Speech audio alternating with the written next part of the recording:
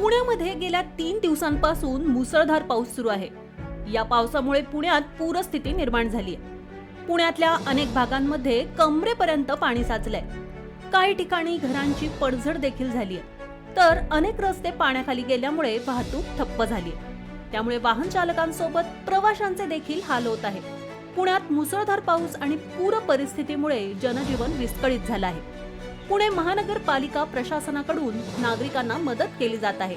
या पावसामुळे पुण्यामध्ये शाळांना सुट्टी जाहीर करण्यात आली आहे।